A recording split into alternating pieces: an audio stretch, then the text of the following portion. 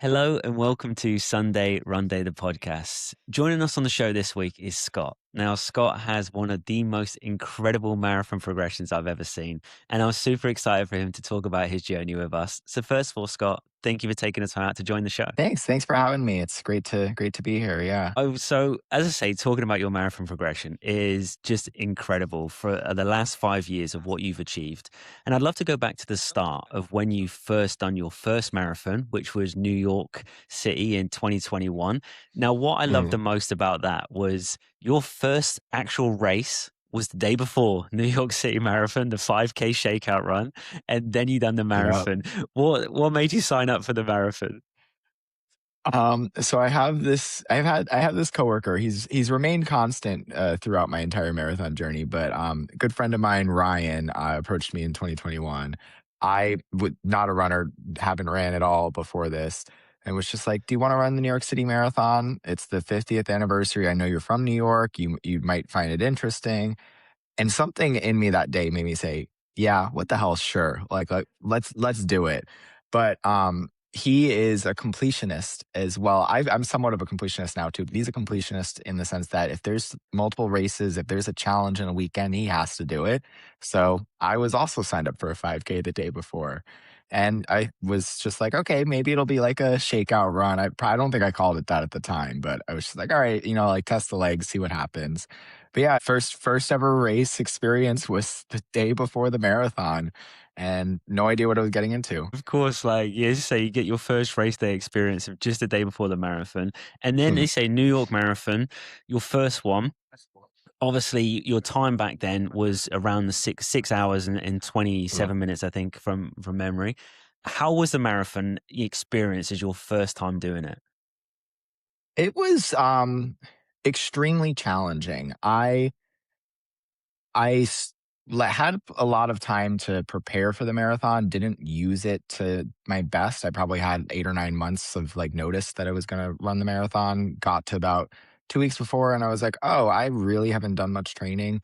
Um, Tried to train a little bit in those 2 weeks. Not that it would do much, but during the day of the marathon, I felt pretty good for like the first 13 miles. Typical like first half goes pretty well. But yeah, once mile 13 hit, and in 2021, the marathon started later in the day and the corrals were spaced out more because of coronavirus, and it was the first marathon back from like all the lockdowns, and so I didn't start until like 1 p.m. So I'd already been standing around all day, and now we're at the pace I was going at the time. It was like probably 3 o'clock at this point, maybe even four. And so in New York in November, it's getting dark out at that point. And so I was starting to get really cold, really tired. And yeah, it was very challenging the second half of that course, especially. But I also had nothing to reference it on. So Yeah. it, as bad as I felt in the moment, it was still just going down all of the blocks and experiencing like the New York City crowds and people cheering for you even when it was like 25 degrees Fahrenheit, and just really late in the day. Like people were still cheering, people were still screaming at me. Anytime I'd stop to like walk for a little bit, people were like, go run, keep going. And so as challenging as it was just phenomenal. And something Yeah. about me after that was like, I've got to do it again. And I think sometimes that is the case, isn't it? We get our first marathon, and as much as it was such a challenge and, so many different things you experienced as well, as you say, later on in the day, being the first kind of marathon after the lockdowns as well, there's a Mhm. lot of changes they would have made at that time. And then the first marathon, you're like, geez, that was tough. Maybe I'll never do it again. But then you're like, no, I will do it again. And there you are. You've now obviously completed multiple marathons. Then your second marathon, Mhm. I'd love to touch on that a little bit because it wasn't just a marathon. You went to Disneyland and you done Mhm. the Disneyland running festival, so to speak. But it wasn't just a one run that you're doing that way. As you mentioned earlier, you're a bit of a completionist. You wanted to do the challenge. Mhm. So there's the Dopey challenge. And I'd love you to talk us through a little bit about what the Dopey challenge is. And obviously, how did that all go over that weekend? Yeah, so in the back of my head when I was running New York, I knew I was already signed up for this race by my friends, but I explicitly had told them if I this doesn't go well, I'm dropping out of it. I'm not going to run it. But again, something made me say, let's keep doing this. So, yeah, at Disney, I did the Dopey challenge. Like maybe I think that had been 2 months after.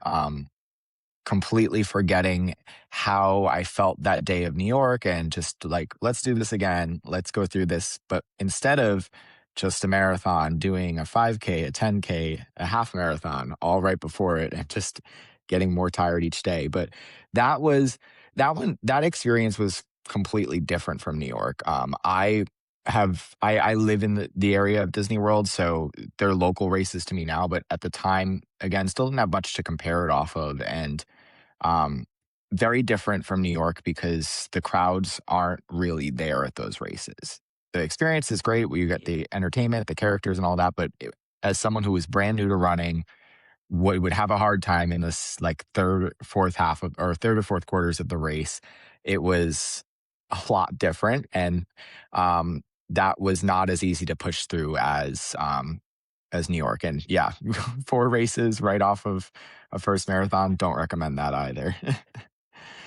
No, I mean it's amazing challenge. As you say, you got the Yeah, 5K, you yeah. got the 10K, the half marathon, and then the marathon. So, it's such an amazing challenge. And as I say, I've seen some people that have done it themselves, so like you, and if you've now gone back and done it multiple times. But it's such an incredible challenge. But as you say, after doing your first marathon and then to go into your second marathon on the back of doing 3 other races as well, that is absolutely incredible. And as I say, we're talking about obviously your progression there, and then we went back to New York. So Mhm, New York was 2023. It was your first time going under 5 hours. Then, how was that mhm. experience? Obviously, going back to New York, maybe a little bit more training behind you and a bit more knowledge around the marathon itself. Yeah, I definitely a lot more knowledge around me and a lot more like just experience in general. So New York was my first marathon, and then again, it was for the second time. It ended up being my 10th marathon. Ran way too many of them in the first year or two. Um, but yeah, I had a lot more knowledge. I was running in better running shoes that were like actually meant to run marathons in. I was training a little bit more often. Outside of the races rather than just kind of jumping into them and hoping for the best. But again, that energy of the city, it brought me to life. Like I don't think I went into that race with a goal time. I think I went just as I had been going in for the experience, just kind of looking at the finish line and saying, when I get there, I get there. But Yeah, yeah, going under 5 hours in New York that was definitely a surreal experience because I'd done it at my favorite at my favorite race in my favorite city. And I think in that moment, it had really shown me that, like, if I start to, like, really put myself into the training and, dedicate a little bit more of my time to just getting out and running every day and, maybe getting a training plan behind it, that I can actually do stuff with, my marathon times rather than just run them. well, and yeah, and you certainly have done a lot of things now with your marathon times. You say that was the first Mhm, time, your 10th marathon, first time going under 5 hours, and you went under 5 hours by a big distance as well. It's like, nearly 4.5 hour a marathon then. And then, we mhm, then talk about the first time you then hit that sub 3:30, which was in Berlin in 2024. Now, that must have mhm. been such a surreal feeling because, obviously just, there's couple other marathons you've done after that after New York as well. And then you get to Berlin and do that sub 3:30. How was that feeling of knowing that you've worked really hard from coming, that's nearly 3 hours under your Yeah. first ever marathon? Like, that's just incredible. How was that feeling in Berlin?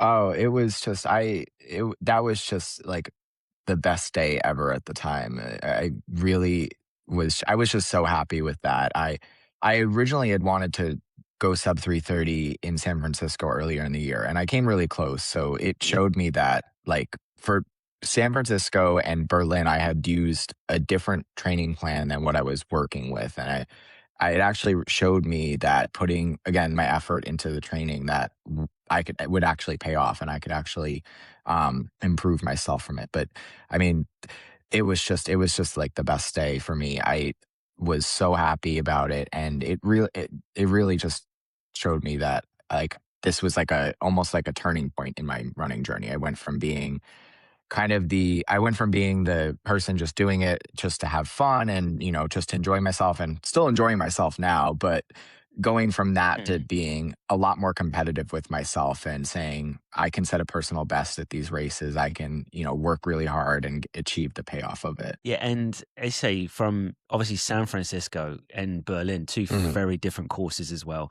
San Francisco, Mhm. very hilly course, and to still hit like a 340 in San Francisco, and then to give you that confidence there on a flatter course, on a faster course, you can hit that sub 330, and then you did. You went under by a little bit there in Berlin, so that was great confidence. As you say, then gives you that confidence of that. Well, actually, yeah, with a really good training plan, changing things up a little bit, I'm actually running better and better. Now, I want to touch a Mhm. little bit about after Berlin. You then done Chicago, just obviously a couple weeks later, and did Mhm. do back to back marathons. How was that? Obviously, just a couple weeks after. How did the body feel?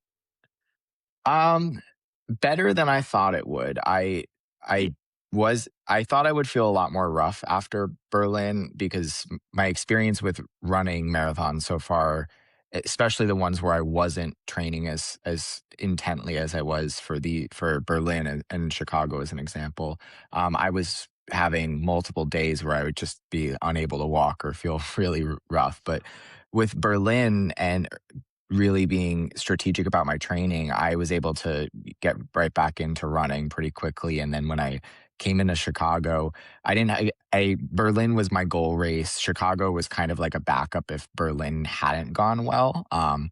But was able to go into Chicago and just kind of take it a little bit more of I know I'm not going to set a personal best today. I'm just going to enjoy the city, enjoy the course, and try to get as close to that time again as possible.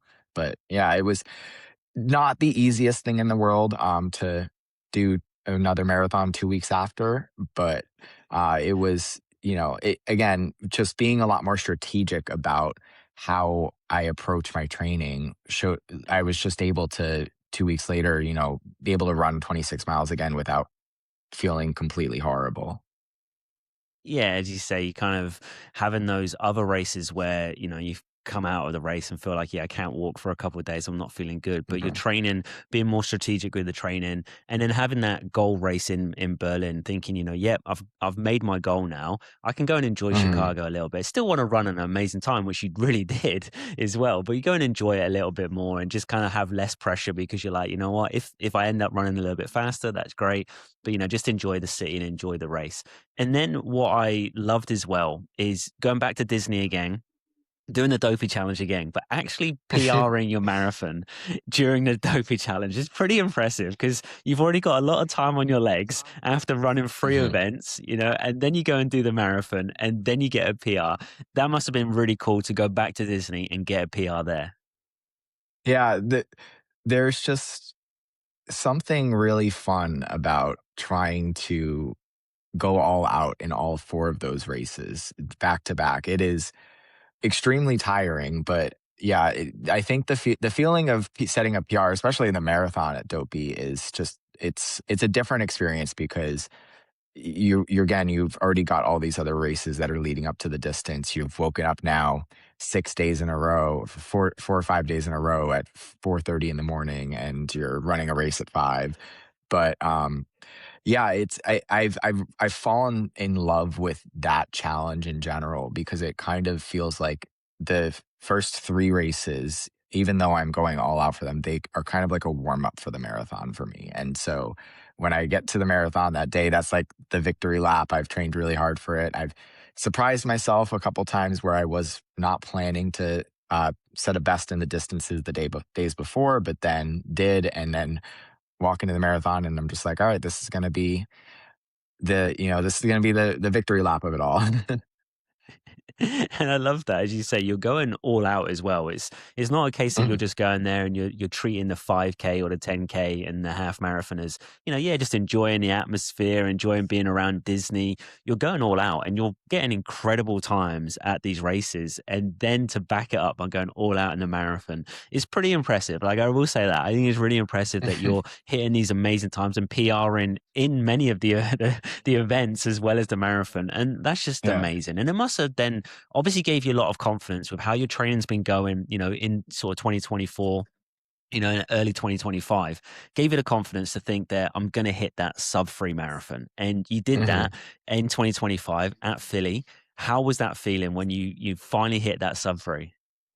That was I I think it took me, like, 12 hours to process that entire day. Like, the moment it happened, I actually hadn't, like, processed it, and I was just sitting there like, "Okay, yeah, 2:59, great, great." Like, didn't think about how impactful it was until maybe I had gotten back to the hotel, and I was like, "Oh, 4, 5 years ago at this point, I was running a 6-hour marathon.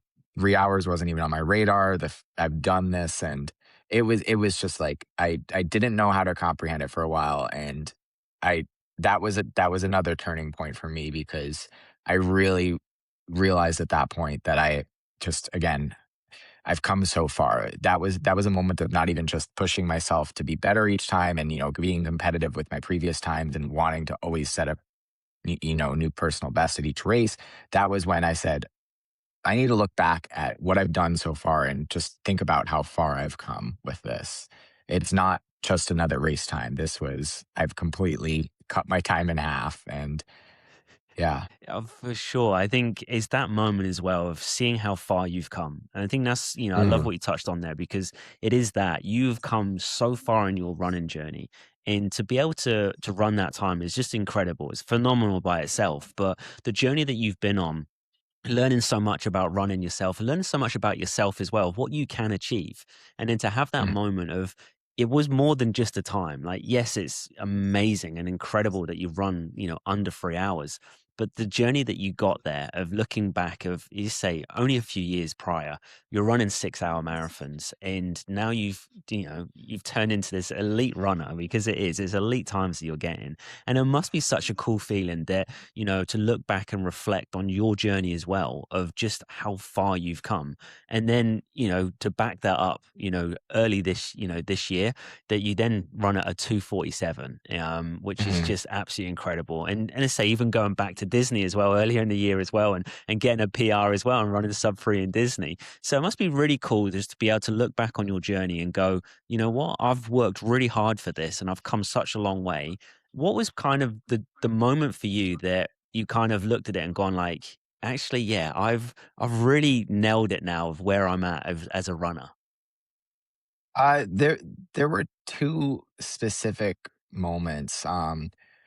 Or one of them was essentially, in 2024, we hosted the Olympic trials in Orlando, Florida, and I had gotten the opportunity to spectate that. And I was at that point, I'd been improving my marathon times. I don't remember what they were in 2025. I would think they were in the 3 hours at that, like high threes.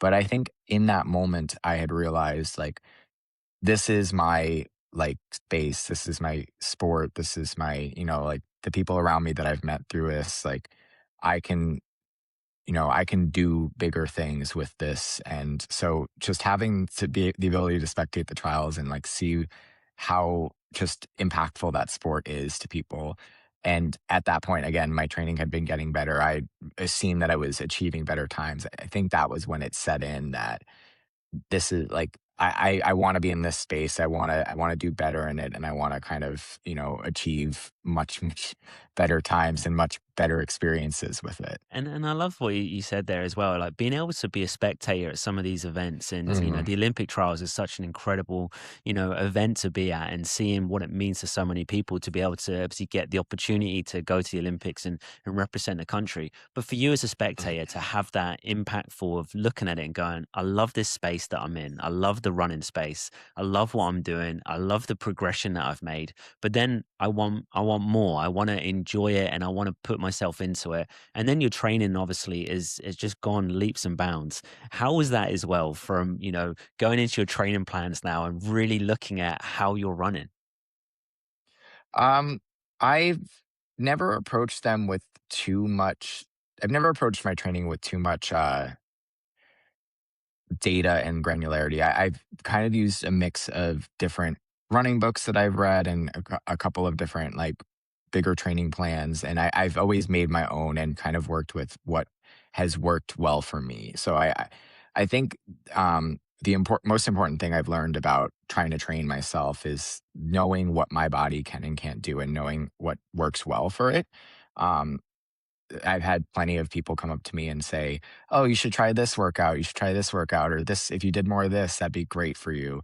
And I've just been able to over the years figure out like that doesn't work for me, or doing these type of runs more often has worked for me. So I think my strategy with like building my own training and stuff is always just to be like what is working for me and replicate that for Philly through my Buffalo Marathon. I've used the same pattern of training each time so far because I learned with Philly that even though the week before that race, I was completely unconfident in my training. It was brand new to me and it was also really hot in Florida. So I was like, I feel like I've lost fitness, nothing's working. But when I got to that race and I saw how much it had paid off for me, I I just replicated that for future races. So whatever's worked well for me, I've kept, and whatever hasn't worked well, I've taken away. So just really like I think that's what I've learned the most over these years is just to say what is working, what's not. Not these like preset training plans or these like pre-made things, which do work for people and for some other people, but knowing exactly what approach works best for me. And I love that. I love that you kind of looking at what works for you because yeah, there's so many Hmm. different things out there. We can all read about different things. You say reading running books or, obviously social media as well. There's a lot of people out there who tell you what works for them or this is a good training plan and this could be something you would enjoy. This will help improvement. But I love what you Hmm. touched on there about what works for you. And I'm very much the same myself. I know what works for me. I don't know if it'd work for other people. I wouldn't tell someone else how to do a training plan because Sure. I know what works for me and I enjoy what I do.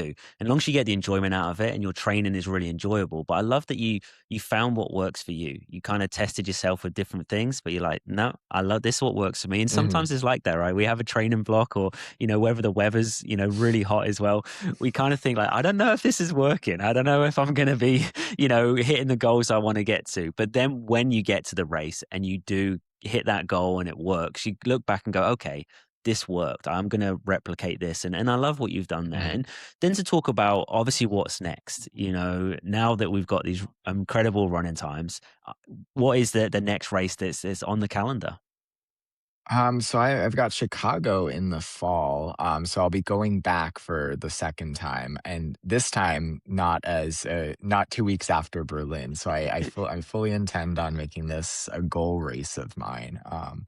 But no, I'll be running Chicago in the fall, and then in Buffalo this year, I had finally gotten a Boston qualifier with a decent enough buffer to probably. I'm pretty sure I'm going to get in at this point. Hopefully, we'll see. Um, don't want to jinx it, but hopefully my spring marathon will be Boston. But yeah, I just right now I don't have like explicit goals in mind other than to just set a better time or just have a better experience. Like Chicago is really about trying to improve my time, but also trying to just actually race that as opposed to when I went into it a few years back and was just coming off of another marathon. But yeah, I think right now just kind of coasting along.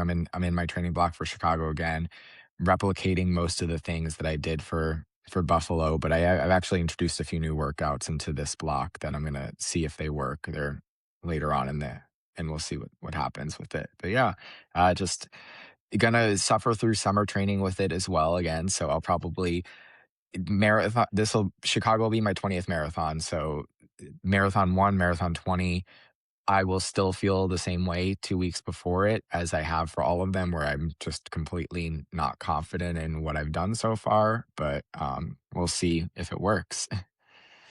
Yeah, and I'm sure it will work. And I think, yeah, I agree with that feeling as well. I think we put a lot of work into the marathons, and yeah, I think every time leading up to it, I always think maybe I'm not quite where I should be. Maybe I should have done this, or I'm not feeling quite as confident. But you've put the work in. You've put a really Mm, amazing work in, and yeah, it's great that Chicago's your 20th race as well, and then to go back and experience it, as you say, on fresher legs. Not doing a marathon mhm, 2 weeks before and on fresher legs and then having it as your goal race. And I love what you said about the goal as well. the goal is just to improve and just to see Mhm. how you can improve. And I feel very similar for myself as well. Is I don't have a goal time of my next marathon. I have that I want to improve, and however much I improve is amazing. If it's only by a few seconds, a few minutes, whatever. If it's an improvement, I'm super happy. And I love you going back to Chicago and experience that. And yeah, fingers crossed with Boston. I know it's always Mhm. always the challenge, but we've got an amazing time, and as you say, a good enough buffer that fingers crossed you'll get into Boston and get to run Boston. That's absolutely incredible. And before we wrap up the podcast, I'd love to just sort of get your advice as well of some people out there that have just taken up running and have done their first marathon, and like yourself, when you've got into your first few runs that you didn't maybe train as well as you did, and you saw that 6 hour marathon, and now you're, a 2 hour 47 marathoner, which is just phenomenal. What sort of advice would you give people that are starting out there and want to improve on their times and, to say, like, look, you guys can do it? Mm. I think my biggest piece of advice would be that I've learned over the years is that a 6-hour marathon is just as valid as a 2 hour and 47-minute marathon. They're both, they've both been incredible experiences for me, and so it's not always about the time.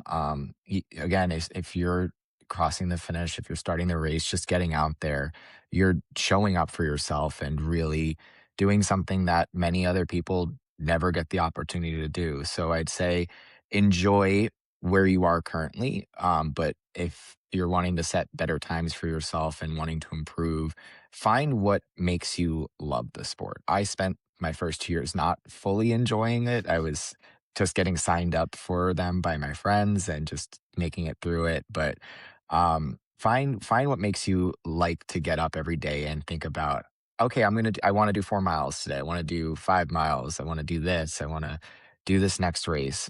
Figure out what makes you wake up every morning and say, yeah, I want to do this.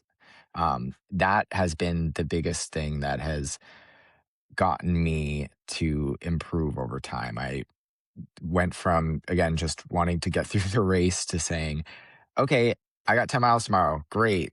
I'm going to wake up and we're going to do that right off the bat and get it done with. But yeah, for some people, it's thinking about what they'll get to eat after for breakfast after it. For some people, it's, thinking about what music they're going to listen to. But find what makes you love the sport. And um, whatever that is, that will be your driver to improve. And I absolutely love that. I think you're absolutely right. Find what makes you love the sport. And as you say, Mhm. from you as well, from running a 6 hour marathon to running a 2 hour 47, the achievement is the same. It's an incredible Mhm. achievement. You've gone out there and you've run a marathon and you've challenged yourself and you've overcome it. You've got to the finish line. And I love what you touched on there. It's about finding enjoyment. People that want to Mhm. improve their times, there is opportunity that you can. But if you just want to go out there and as long as you're enjoying it and you're having fun, that is the number one. And I love what you touched on there. Some amazing advice. And look, Scott, thank you so much for taking the time out to join the show. You have one of, as I say, one of the most incredible marathon progressions.